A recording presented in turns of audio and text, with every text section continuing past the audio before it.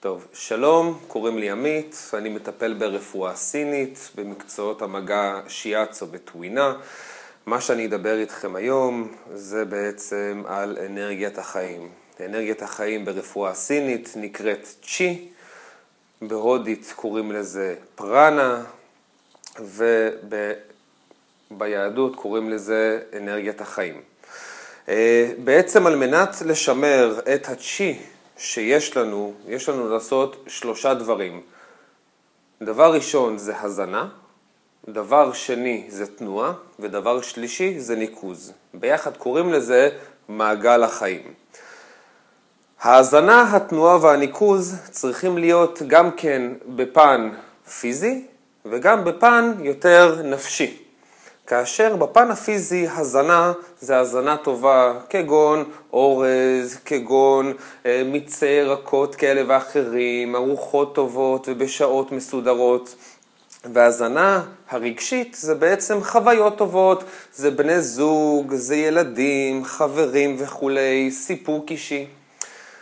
הדבר השני שאני אדבר כאן במעגל החיים, במשולש החיים, זה בעצם התנועה.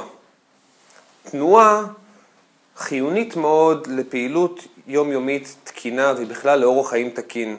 כאשר זה פעולה בעצם פיזית, תנועה של פריסטלטיקה במעיים ותנועה נפשית רגשית, שזה אומר שכאשר יש לנו חוויות, מאוד מאוד מומלץ להניע אותם ולתת להם ביטוי וקצת, איך אומרים, להתבחבש איתם. ברגע שנעשה תנועה, אנחנו נגיע לפן השלישי במשולש החיים, שזה בעצם הניקוז. שניקוז אומר א', יציאות פיזיות של שירותים, אם זה אומר פיפי ואם זה אומר צואה, חשוב מאוד לפעילות תקינה. זה דבר שאנשים לפעמים פוחדים או מתביישים לדבר עליו, אבל כולנו עושים את זה וכולנו צריכים לעשות את זה, ואם משהו שם לא הולך כמו שצריך, צריך להרגיש גם בנוח לדבר על זה, מה שמחזיר אותנו לתנועה הנפשית. וניקוז נוסף זה ניקוז פיזי, זה אומר שיש לנו חוויה שקיבלנו, טובה או לא טובה, עשינו איתה הנאה והתבחבשנו איתה, חשוב גם מאוד לדעת להוציא אותה החוצה. ההוצאה של החוויה החוצה תפנה מקום לחוויה חדשה להיכנס.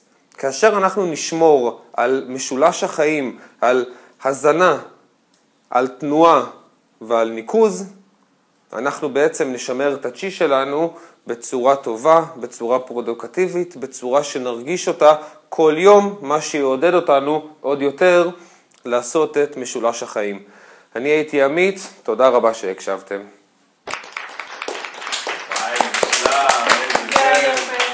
ממש נחמד.